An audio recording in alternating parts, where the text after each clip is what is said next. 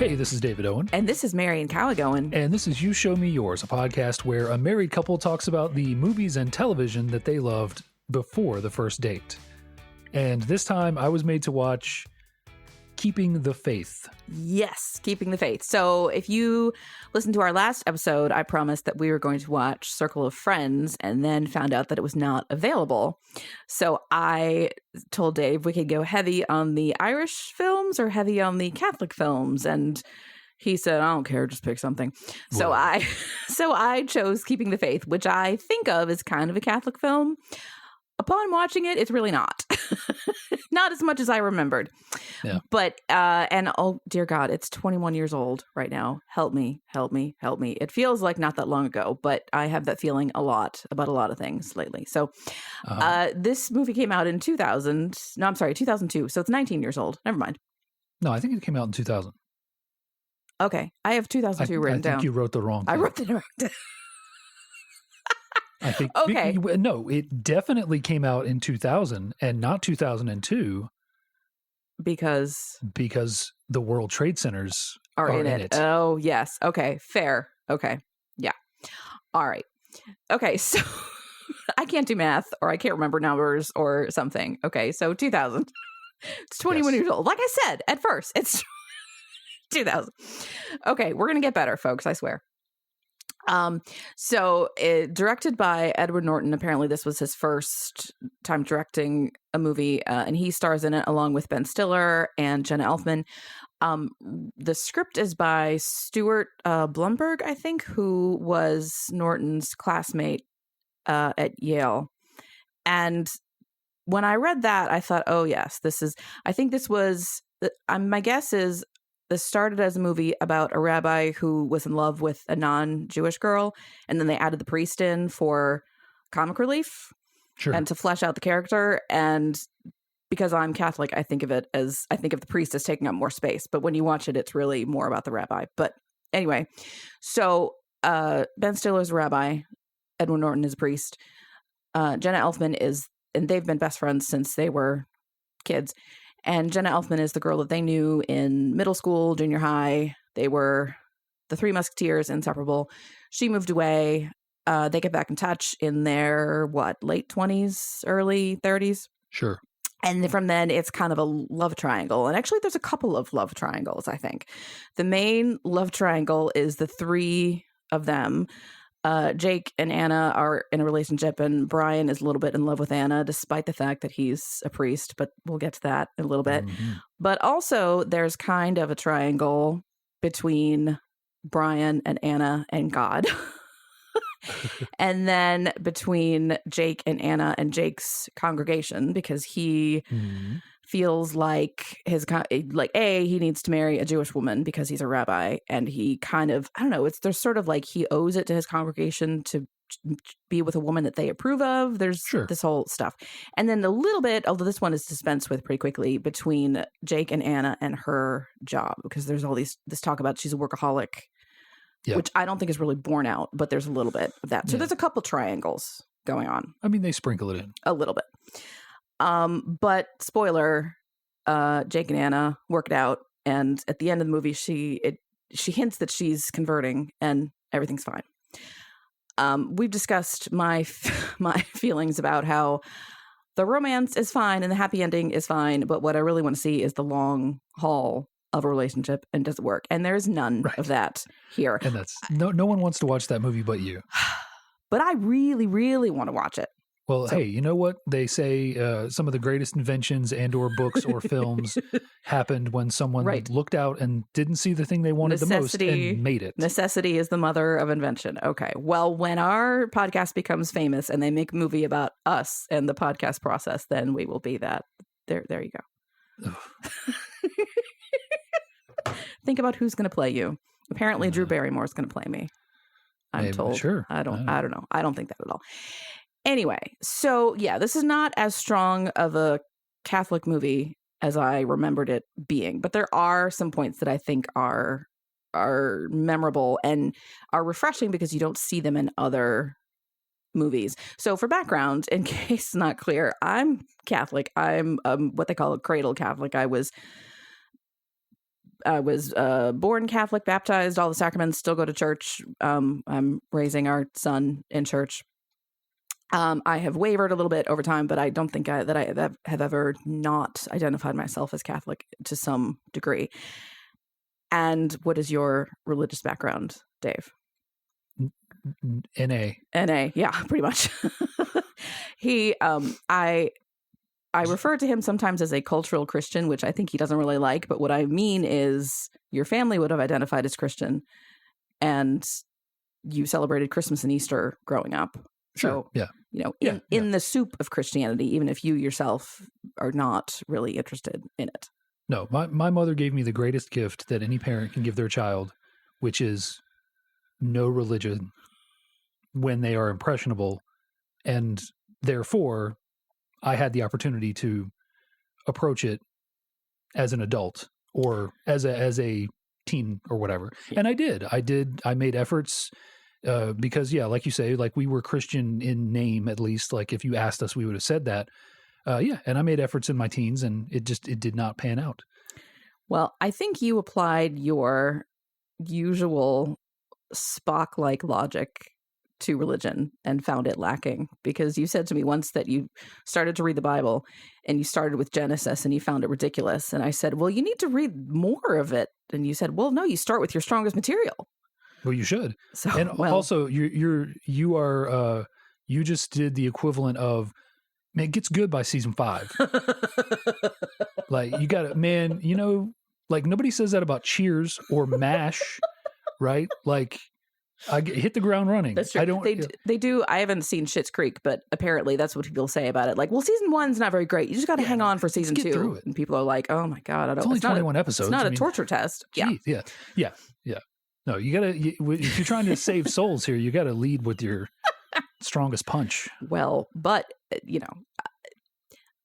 let's just say Genesis was not the first part of the Bible that I was exposed to. I don't know what it was, but it was probably some New Testament stuff. Sure. Well, I mean, if they want to get you in the door, they get you in the door with Buddy Christ, right? They get you in the door with Happy Jesus and, easy salvation. Yeah. And, yeah. Anyway, so this is really more, I would say, of a Jewish person's movie than a Catholic person's movie, but there are things that I like about it from a Catholic perspective. One of which is it's very rare, I think, to see the priesthood or religious life portrayed as joyful or even content. Most of the time when you see priests in movies, on TV, in fiction maybe, they're angsty, they're abusive, they're pedophiles, they're just plain cruel, or they're tortured because they're in love with somebody that they can't have. Well, that happens here, but it doesn't get consummated, right? Like they don't go to full on affair. It's not Thornbirds or anything like that. But here, Brian evidently figured out his vocation at a young age and stuck to it, and it just fulfills him. Yeah. And you don't, I mean, like he's very happy in the priesthood, and then Anna comes back into their life. And frankly, he says, I'm in love with you. I don't think he's in love. I think his hormones were like, hey, remember that girl when we were 13 and you thought she was really cute? And it's the sense memory coming back. I think he's just, his little 13-year-old horniness came back. Sure. Well, and you get the idea that he probably hasn't really faced much in the way of temptation. Like this is potentially his first major test of his faith and celibacy and all that stuff. Yeah. But until this, he seemed very content and fulfilled. Yep. And he and Jake they work together on some stuff, and they're trying to get their congregations involved. And so it's lots of outreach and ecumenical stuff. And he's very happy in the priesthood, except for this thing. And you rarely see that, which again, I suppose is, similar to like we've talked about with marriages. It's not dramatic to show a content or evolving marriage. Here's 2.5 hours of a priest who just really is satisfied by his day-to-day duties. Is really working on that homily for Pentecost and really nailed it. Yeah. And fair. But I think a lot of people who know nothing about Catholicism, have never met a priest, assume that the ones they see in TV and movies are how they all are. Sure. I've never known a priest who was cruel or sadistic or seemed bitter. I mean, they all have their struggles, but all the priests that I've known have been lovely people and devoted to their work. And I didn't know them well, but they seemed fulfilled by it. So yeah, but I think that's often true of any group, or religious or otherwise. If you're not on the inside of it, you probably haven't seen necessarily been exposed to the best of it. I mean, for instance, your opinion on atheists is that they are evangelical and hate Christians and yada, yada, I have known a lot. Yes, exactly. And there are a lot of people who have had that same experience with religion, whether it is directly knowing or portrayals through media. So yeah, it's I think it's not uncommon, and especially in this sort of, even atheism, definitely not a religion, but in this sort of religion and religion adjacent area. I don't know anything about, my exposure to rabbis was limited, before this movie. My exposure to Catholic priests is a bit more informed, but if this movie could have been about any other religion or religious adjacent group, and I think, I would have had some preconceived notions that are front loaded or heavily stacked in the favor of the more negative. Mm-hmm.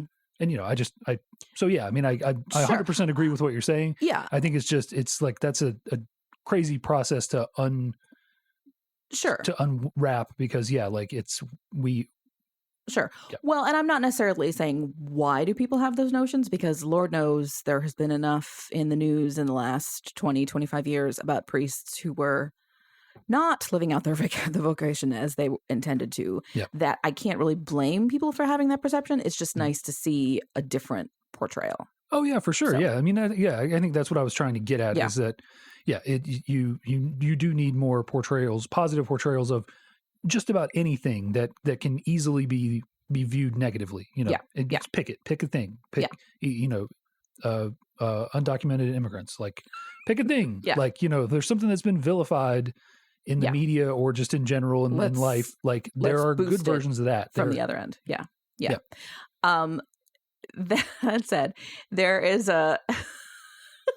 there's only one line in here that talks about this concept, but so there is a type of priest that every Catholic woman knows. If you say, "Father, what a waste," and that's Edward Norton here. Right. He's handsome, he's fit, he's smart, he's empathetic, he's like everything you would want in a husband, and you cannot have him because he is devoted to God. And that's 100% here. And Jenna Elfman's character even says, "I see how women look at you even with the collar, because of the collar." Mm-hmm. There is definitely a halo effect that goes along with the priesthood. Oh yeah. There's like girls in the pew whispering to each other, like when he's giving a sermon or whatever. Yeah. Like, and I don't know if there's the same kind of thing for nuns. I don't know. We didn't have any nuns when I was growing up who were worth that's terrible. They were older than our mother, all the nuns that we knew growing up. So my brother was definitely not going to have a crush on any of them. Yeah, I think nuns get a different treatment of a fetishization treatment versus that's a whole other thing. Yeah, no one knows what's underneath the habit. They just imagine these. Well, the trajectory that women's religious life has taken over the last, 30 years is, it's something. I think a lot of young women go into the sisterhood, the convent, and they're all very conservative and they want to be cloistered, and not all of them, but many. And it's just, that's not my bag at all. So I can't relate to that. Although there was a period where I said, if I didn't get married, I was thinking about becoming a nun, kind of as a second option, and everybody I knew was like, "What? No, you're not nun material." Well, I'm not, but I think not. I think for different reasons than they thought. Were you just like, had you read too many of these novels set in the 1800s where it's just like, well, if she's not married by 20, then we'll just send her off to the convent? There was a little bit of that, and I think I had. Yeah, you read Lives of the Saints and it's all, she didn't want to get married. She wanted to study. And so she went into the convent. And the thing about the 20th century is you can study without being a nun. Right. Yeah. Yeah. So you didn't see a reason Yeah, pursue well, that, I guess. I think if someone said you have to be a nun, what kind do you want to be? It would not be a cloistered kind. It would not be a nun who prays all day. It would be like Sister Helen Prejean or Simone Campbell, or I can't remember her last name, Sister Norma, who she operates Catholic Charities for migrants at the border, like the social justice nun type of thing. Oh, yeah. I've decided that just in case anyone ever says you have to. Yeah, if someone gun to your head, Yes, got to become a nun. Yes, yeah. I have it all decided. Just like I have my Pope name picked out. If I ever am called upon to become Pope, it's going to be Pope Dorothy. Okay, after Dorothy Day. Sure. Just it's good to have these things figured out so that you know, make a plan. You wouldn't want to be unprepared. I would not. No. For these extremely likely scenarios. I also have my Oscar speech ready to go. Right. I mean, I run the gamut of all How's your Tony speech coming along? That is not so much. No. Gotta take voice lessons. Yeah, first. you do the Oscars. You just adapt that for the Golden Globes or the screen. Actors like just whatever, like any major motion picture award, Emmy awards. But Tony's, that's a whole different thing. So you gotta have a routine. You gotta dance. You gotta we're gonna work on that one. Jazz hands. Yeah, I'm doing jazz hands. Yes. Can you hear the vibrations through the microphone? Yes, all spirit fingers. Yeah. So I forget where Father What a Waste. Yeah, Father What. This is definitely who this priest is. So Brian has a conversation with another priest, kind of his mentor, late in the movie, and I think that's a really good scene. Basically, he's confessed his feelings to Anna, and she's like, "Whoa, no, hold up, home skillet. I'm in love with Jake over here. I've never felt that way about you," and he's hurt and confused and has made a fool of himself and blah blah blah. And Brian's confessing all this because Brian has been in the dark about Jake and Anna's relationship, and this is her coming to him for advice and him misinterpreting that and planning a big kiss on her, and she was like, "Whoa, no." Yeah. I gotta say, he's really kind of clueless. Like, I would not have interpreted any of her behavior as you might expect a man who's in his 30s, who's out of the dating scene. Yeah.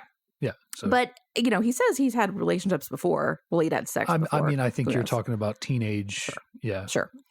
16. That's not. Back of the Buick kind of stuff. That sort of thing. Is that what happened to you? Oh yeah. You know all about that. Oh yeah.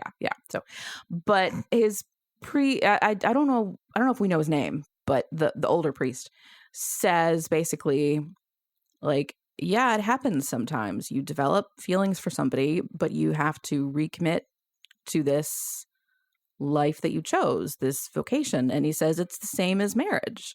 And I didn't remember that part from before, but that really rings true to me because we've been talking about with marriage. It's not like after the proposal, everything's hunky-dory.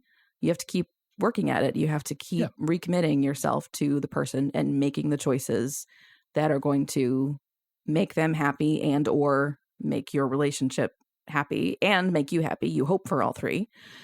And in Catholicism, we talk about the vocation. The vocations are the religious life or married life or single life. Like, those are all level approximately. Mm-hmm. And I don't know how it works with single people, but with religious life and marriage, I think there is that level of, it's not going to be blissful all the time. You're going to question, why did I do this?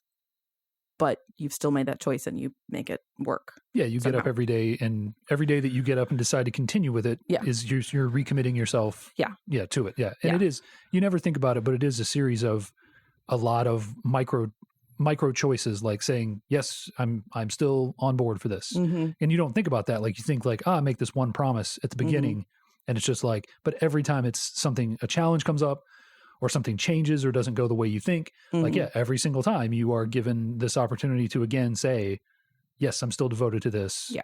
Even if it's not a conscious thought. Yeah. And to your point that you are now famously making on multiple podcasts, mm-hmm. you never see those parts of a relationship or, necessarily of a religious relationship with God or whatever. The other thing I noticed that the older priest says is you can never tell yourself that you could only be one thing.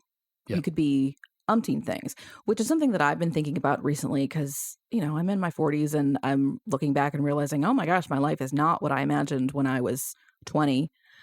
And you start to wonder, did I do it wrong? But I take a lot of comfort in this notion of the multiverse, the idea being that like every choice point you're at, there's alternate universes for any of the choices that you can make. Right. Like literally, if you go right, it's a universe. If you go left, it's a universe. And so there's a universe out there somewhere where I did become a nun. Yeah. There's a universe where I stayed in journalism. There's a universe where I didn't go to the bar that night and I didn't meet you. There's, all these things. And in some of those, I'm really happy, happier than I am now. In some, I'm miserable. In some, it's just the same. And I have no idea where this current life falls on that scale. I just know that this is the life I'm in and you've got to live that. But it's comforting because I think somewhere out there is a universe where I am these other things that I kind of wish I were. I'm a writer. I'm a this, I'm a that. But I'm in this one and this one's pretty good too. You're grinning like this is a very revealing thing when I've explained this to you before. What? I don't know. I think this is beginning. This episode is more about me just yammering than it is about the movie. This is a romantic comedy. There's not a lot of frame that uses religion as a framing device to create just the exact same, two male friends and a woman comes in the middle. Like there's nothing happening here that is. I have to say, even with this frame of religion, there's not a lot of substance to this. And this is not where to go if you want theological guidance. Right. Because neither clergy character has a lot to say on the subject of religion or faith. Right. I think there's interesting points of them that they represent with religion. They both represent these guys who are trying to liven up religion, and they're making some waves, and in at least the case of Jake not being well received by the elders, changing things up. He brings in a Harlem choir to sing a particular Jewish song or prayer or whatever. Which I thought that was lovely. It was great, I don't know why the guy is supposed to. I mean, the guy's supposed to have a problem with it because he's stuffy. So, he's right. He's conservative. He wants it to. No, I mean, I don't mean big C conservative. He is in that conservative wing of of Judaism. Just wants it. Well, there's a reason. Like they did it this way. Tradition. So I think that they get that treatment. But in terms of hard hitting religious advice, I think the only thing you really see is they each kind of get a scene with a young kid. Yeah. Jake gets a scene with a kid who's practicing for his bar mitzvah. And gives a little inspirational speech, and then Brian gets a scene with a Hispanic kid who is like talking about someone's bosoms. And gets to give him some advice. I'm like, it's perfectly natural to have those feelings, which is not necessarily something that you may or may not expect of a Catholic priest in confession, to tell someone it's perfectly natural to think about this woman's boobies. Sure, just it's what you do with that thought that matters. And I kind of wanted the next, because he does say that. He says the feelings are not bad, it's what you do with them, which I think in general is a good message, religious or not. But then I was like, and maybe it's because we are going to have a teen boy in the house soon. I was like, so we need to take this forward and be like, but you need to be respectful of her, and she's still a person this is the year with 2000. Value. Well, come on now. And I suppose she's talking about an older woman. I don't know if we need to talk about consent. Like, the worst that's going to happen is he's going to yank it. 2 thoughts of her, but is that the worst that's going to happen? Yeah, I don't know. I get sure. I hope. Anyway, but that's just to say, this is not going to inform your religious life. No, this is a secular movie with characters who happen to be mildly religious. Right. I mean, and it does use it. You can definitely tell this was probably written by, I don't know the guy, is probably Jewish, almost certainly Jewish. Because you do get that. And I feel like that's, I don't know if that's something we'll get into as we go, but I can't imagine what it's like to be Jewish and to be, not just religiously Jewish, but ethnically Jewish, and to be this, to be in this sort of dwindling people that are insular in this way, And yeah, the pressure to marry into your same faith and to produce kids of that faith and to, spread it was just, I can't imagine what that's like, but I think they give you a little bit, the Jake character gives you a little bit of insight into what it must be like to be, in the year 2000 and be a eligible Jewish bachelor rabbi. I was surprised that, Anna seems not to realize that this is a thing. Right. And I was like, where have you been? Right. I thought this was a pretty well-known concept that, and particularly with a rabbi, like I would think, Christians don't have this thing, but I would say a pastor, like a non-Catholic, obviously, but, say your average Baptist pastor would still have the same thing. Like, I can't really marry a non.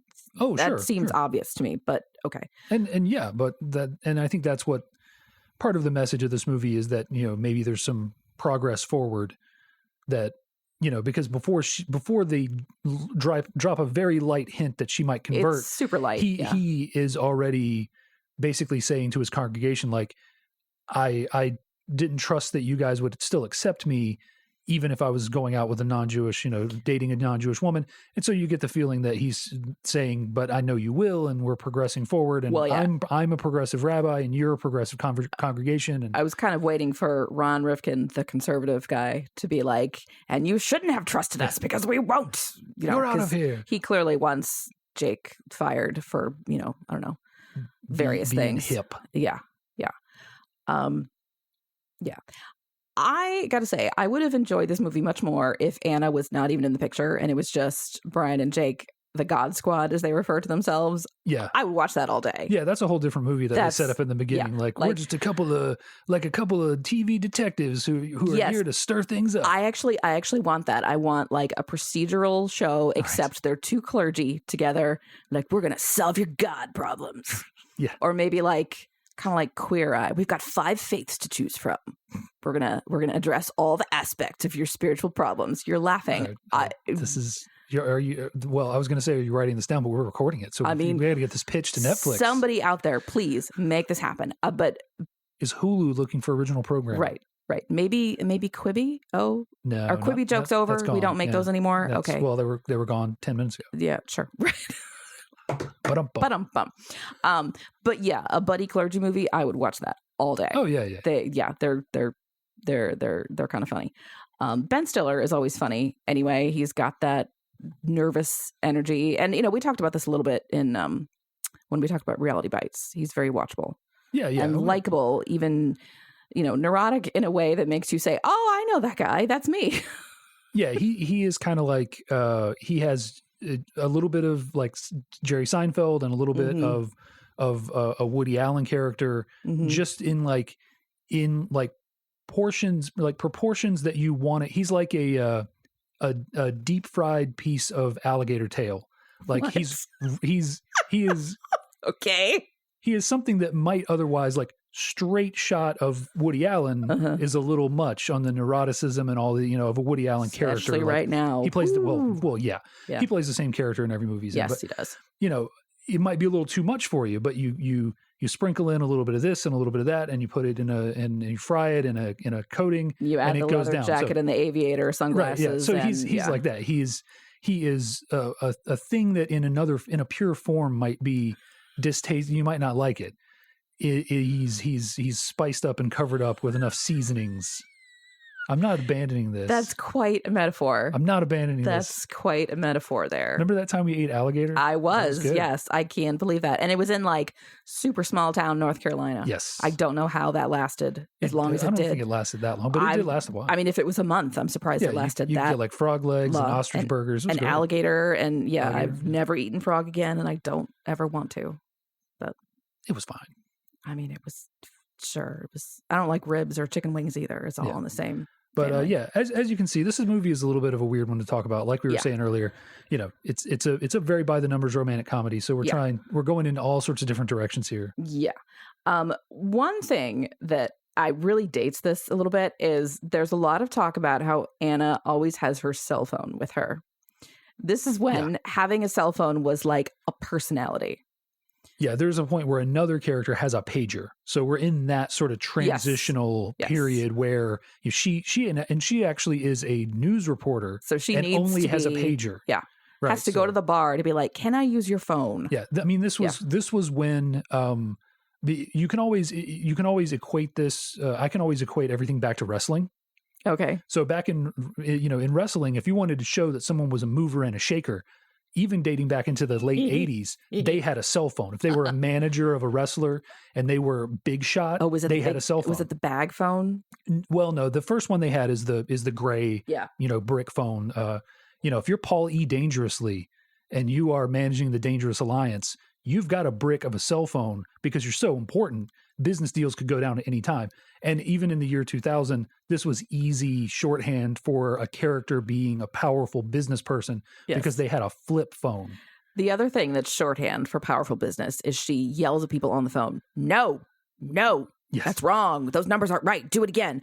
What she does for her job, I have no idea. Right. Yeah. There's like some the vague, movie doesn't even know. Yeah. There's like maybe if you knew some insider language that you might be able to figure out what she does. But But like we talk about her being a workaholic, but she has time to go to Barnes & Noble and hang out with these two in, I guess, the middle of the day. She's taking all these classes she talks about. She's going to all this. She goes to the art museum every week. I'm like, I don't think you're a workaholic. Yeah. I just think, I don't know what I think. Their version of workaholic here is that she has a cell phone and answers it and may sometimes stop holding hands with her boyfriend to answer the cell phone. Yeah. This is sure. But she probably makes a lot of money. Surely. Yeah. More than I do. I think there's a comment in there that she says that people in her firm can't imagine how someone lives under making less than $100,000 a year. Yeah. And this was in 2000. So in 2000, I was making $27,000.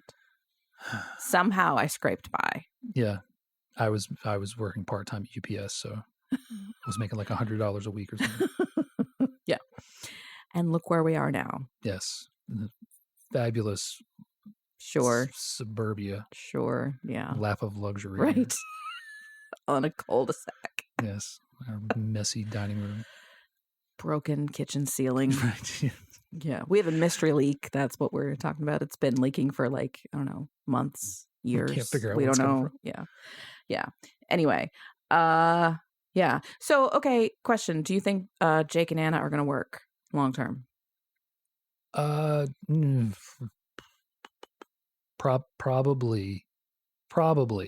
Okay. Probably. I am not sure. I mean, they're in a movie, so sure. Right. Yeah. But she's willing to convert, which is not nothing. Yeah. But I feel like she does not seem to understand how big of a deal Judaism is to him. And I feel like that's not a good foundation for a relationship or for being a rabbi's wife. Sure. She says she understands but she never shows. Like one of the things she says when they're going through their breakup in the movie, their requisite breakup, is that his faith is one of the things that she loves about him.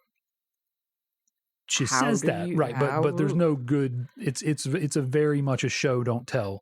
Well, and I'm kind of like moment where like I want to show me how you care, and I guess the way she shows is that she's converting. Yeah, but it's show me more. When did that become a thing? And I'm kind of like, you saw him give a good sermon at temple. You ate his mother's kugel at Shabbat. That's not the same. That's part of it. I have questions. Well, and she does. There is a point where he wants to do something on one night, and she says, "I'm taking a class," and it's pretty early into their relationship, and I interpret that to mean she was already taking the class with the other rabbi to learn about Judaism, because she even uses a Jewish word or whatever, Yiddish, whatever, I don't know what it is. Yeah. A word at one point, he's kind of impressed. Yeah. And, so I get the idea. You get the idea, like if we immediately watch this again, you could probably point out 2 or 3 times during the movie where like, okay, she's already taking the classes at this point. So maybe, which I think is kind of on odd. a closer watch, maybe you're getting, maybe it's supposed to indicate that she already knows even that early on, because so her character's arc, like maybe we just pause to talk about this. Sure. Her character's arc is kind of summed up in a brief snippet of a conversation that we get with Jake's mom and Anna, where Jake's mom says, "You're doing it the right way. You're not getting married at 20, and you're taking all this time to find yourself and figure out who you are, and you're not some young dumb idiot marrying another young dumb idiot." And then her response to that is something along the lines of, "Yeah, but what if after all that self-discovery, you find out that you were going after the wrong things all this time?" So, maybe she has already been in this place to make this change. Maybe she even came back to New York to make this change, to maybe she came because she contacts them out of the blue.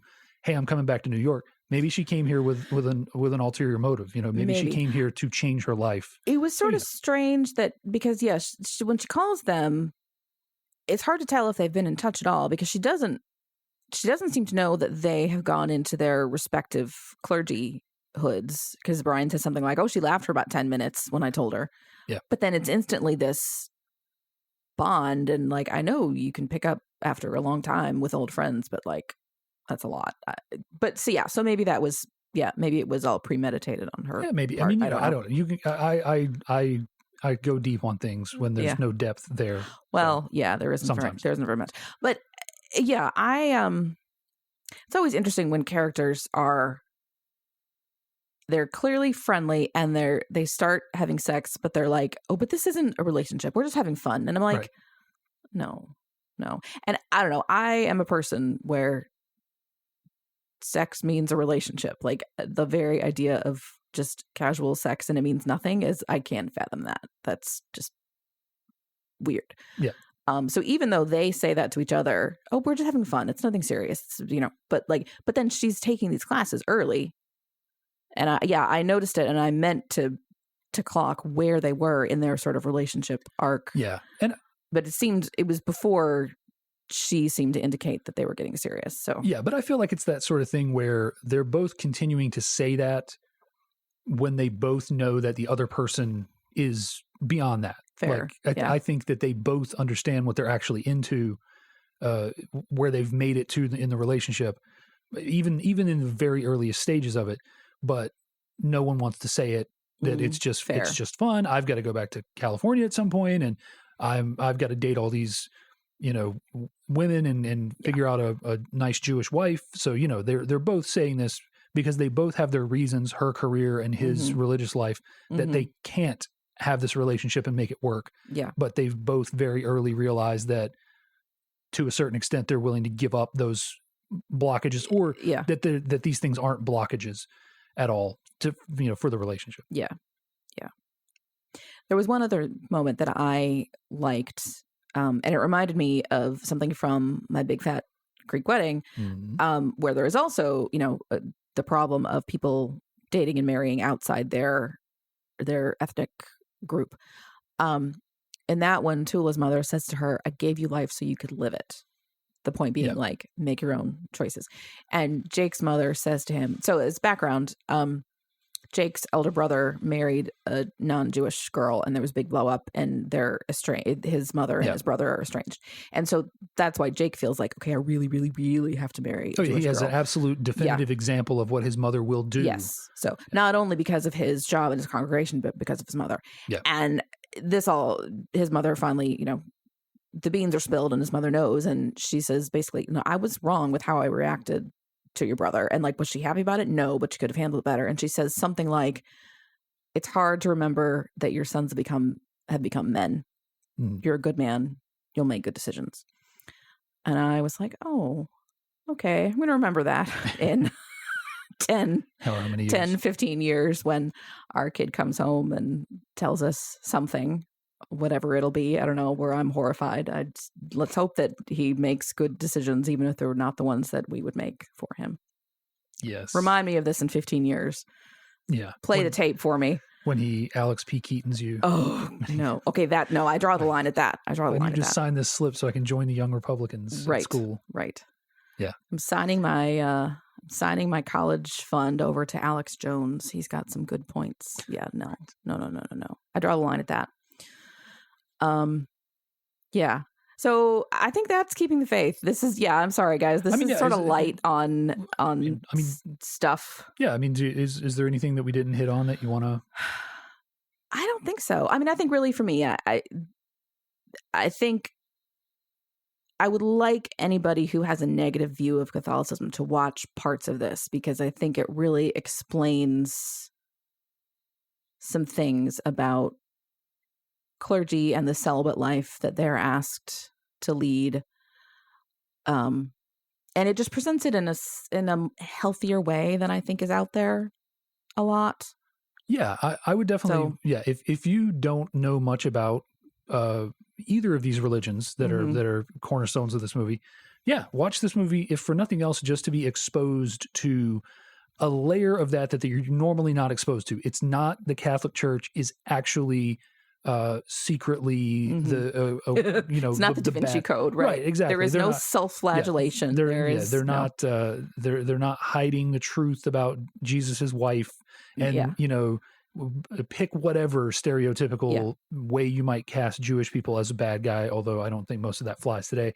No. And none of that as well. And it does just give you the briefest glimpse. Like you said, it is not going to necessarily be, it's not going to convert anybody. It's not super authentic in that sense, but it is authentic enough that you're like, oh yeah, okay, that's cool. Like just the fact that the like you were mentioning the older priest's speech, he says, I've been a priest for 40 years. I've fallen in love at least once a decade. And the way that he frankly talks about effectively, like this is just a test. Like you choose to go on or you choose not to, and you would presume an all-knowing God knew this, that, which direction you would go in, and is not going to be necessarily displeased. Yeah. Well, and I don't think it's a test as in God is sitting up there rubbing his hands together. Yes. Ha, ha, ha, ha, ha. Let's see how he responds to this. I'm going to torture him. But it's just life. Yeah. Do you still want to be on this path? Yeah. Not a test like don't turn around or a pillar of salt. Yeah. Like a test like just, is this still worth it? Is this still what you really want to do? Because like at a certain point in your life, you're going to say, like, I don't know, like this, whatever it is, like, I'm not even talking about something big. I mean, it might be something small where you just say like, I don't know, I'm not going to crochet anymore. I don't know, whatever. Like just, you finally say that you're okay. Like, I'm done with this. This thing has either become challenging in a way that is not worth it anymore, or, I'm being pulled towards something else, Yeah, that's true. That happens with everything, every life choice, whether it's your vocation or your, I don't know, your car or your, like this door has broken for the last time. I'm done with, or whatever. Taking this off. Your hobby, or, this club asks too much of me, or, my gray hair is too much. I'm going to color it, or, whatever. Every choice that you make, there is always a point where you have to reconsider and recommit yourself to it or not. Yeah.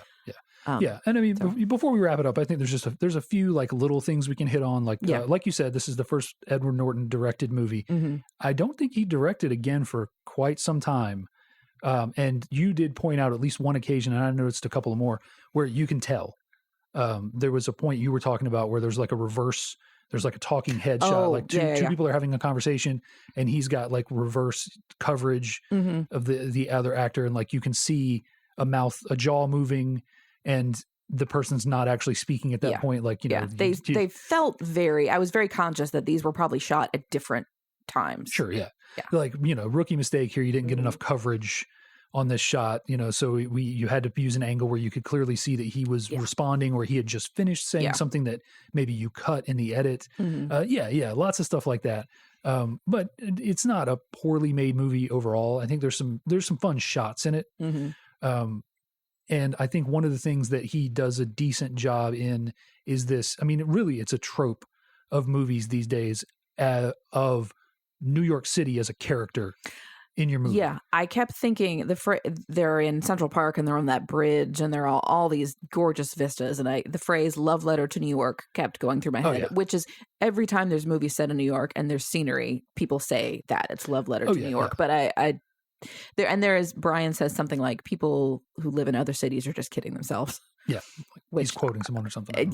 So he does a good job of that. It is lovely. And then, like I said in the opening, like it'll never get not weird seeing the World Trade Centers. Yeah. Very still always gonna be like, oh, right. Yeah. You know, like that was a thing. Yeah. You know, and for our son, that's never even going to be a thing. Yeah. You know, born what 10, are those you know, buildings? 10 years post, like, yeah, he will know it from maybe learning it in a history book. I don't know. I don't have the same visceral reaction to seeing those as some people do because I never saw them in person and I didn't. Yeah, I think for me, it's more when you see the skyline. Yeah. Like just an isolated shot, like a helicopter shot flying around one of the towers, not a big deal. Yeah. But when you see them as part of the skyline, because that's the thing, like you forget about like New York having the most recognizable skyline. Well, you know, you can draw it just with a line. Well, that's part of it. People will be like, New York. That's part of it. I'm terrible with skylines. I can't, like, you in movies, like they'll show a skyline to establish what city it is, and if it doesn't have a label, I'm like, is that Cleveland? Where, you know, I can tell. Vancouver? I can tell St. Louis because it's got the arch, and San Francisco if it's got the Golden Gate Bridge or the tower, the point. That's what is it, Salesforce Tower, like the pointy building.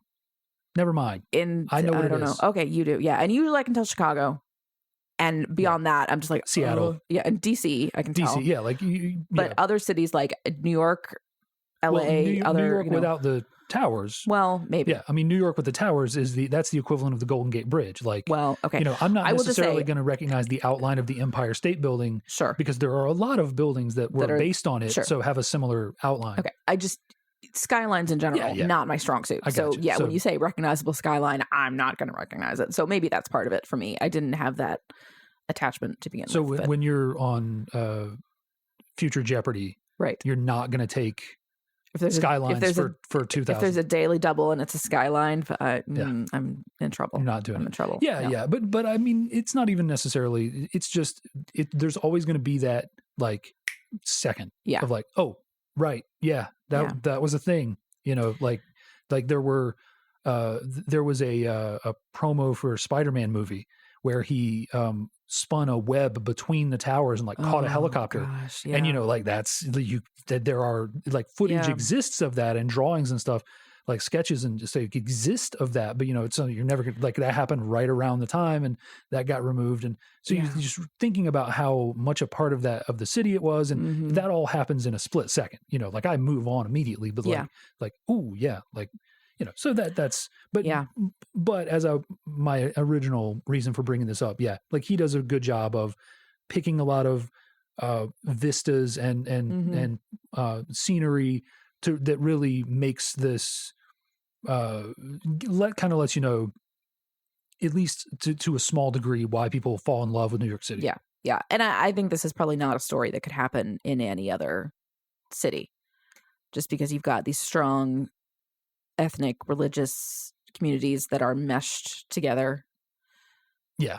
And I mean, like, you know, the guy at the bar who is Sikh, Muslim, Irish, and his in-laws are Jewish and he owns it. You know, I mean, like which apparently that actor has a very similar background.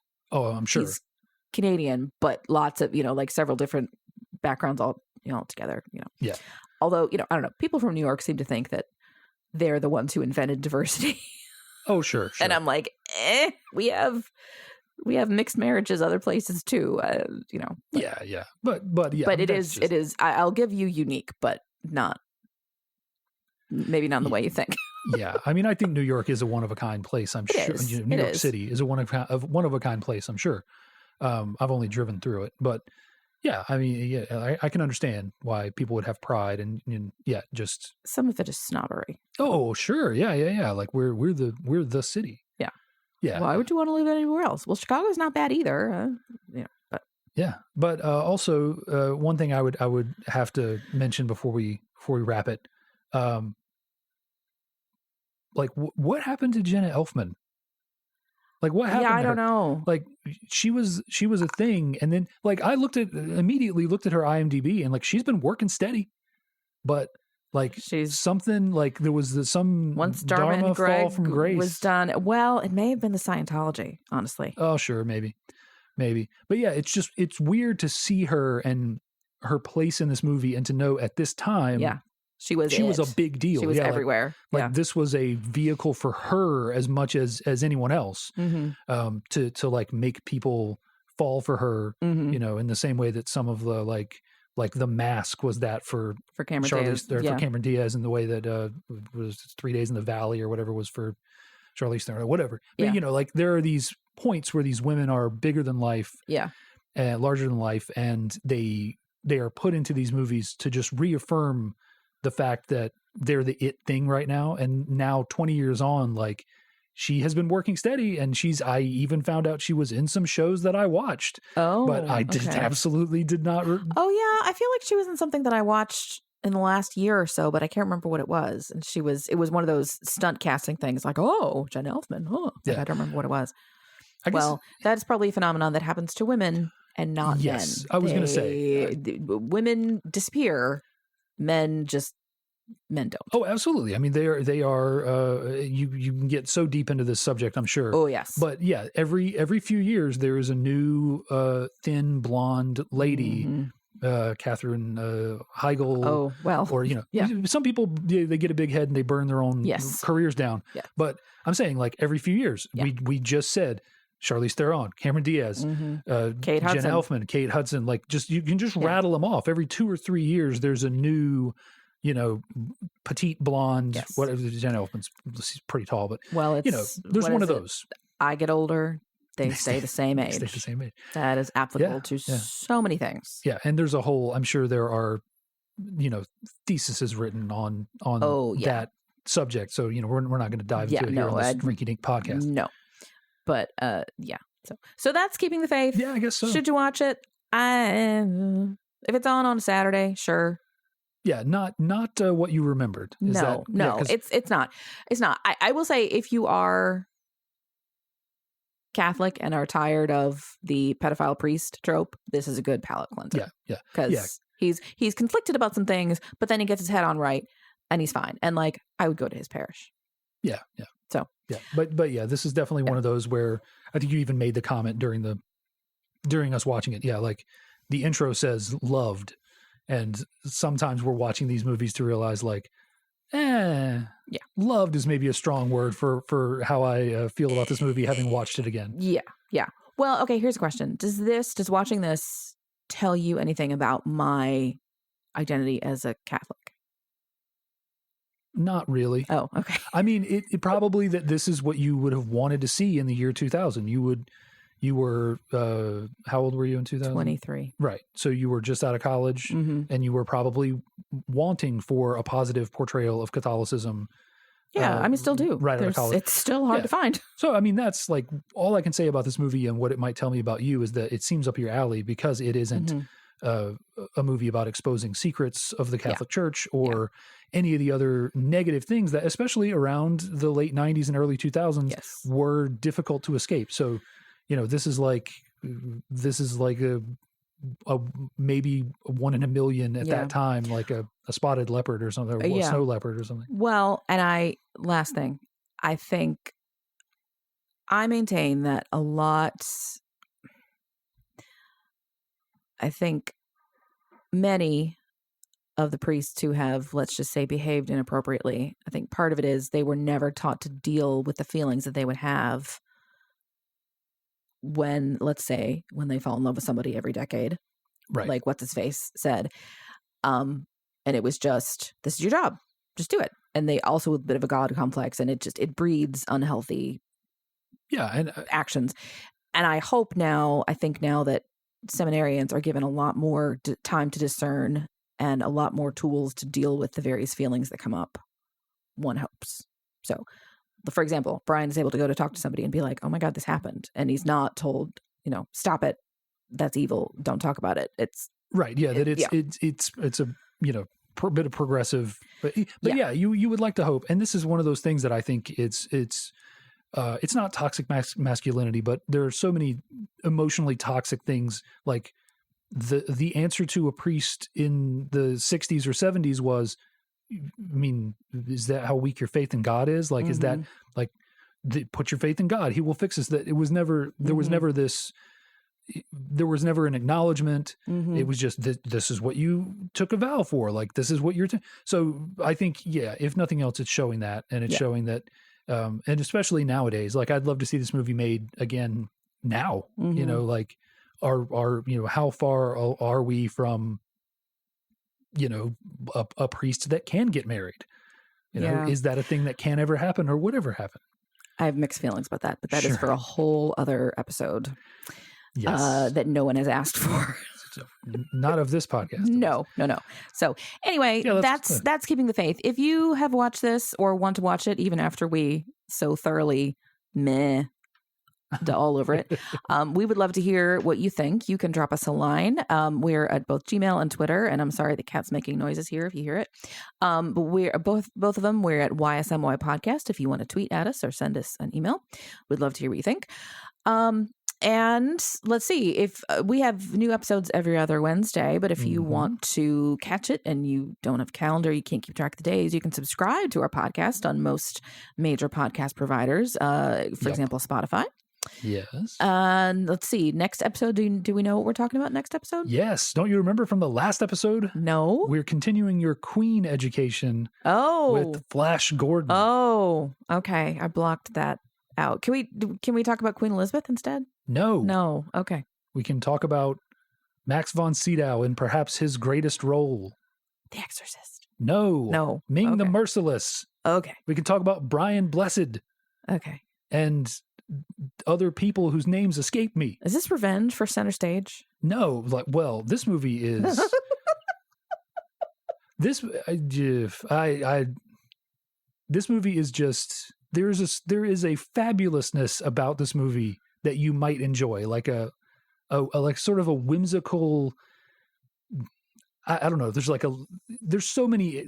This movie is mashed together because it's made about a movie short from serial series. That's the word I'm looking for. From like the 40s or 50s or whatever. I don't know true origin of Flash Gordon, but. So there's all of this stuff. It runs the spectrum. It's colorful. It's got, just big, huge characters in it. So yeah, I don't know. There might be something that charms you about this movie, or you might hate it. Or I might. Okay. Well, good to know both options are open. So, tune in next time when we talk about that. Yes. And we'll see you then. Thanks for listening. Bye. Bye.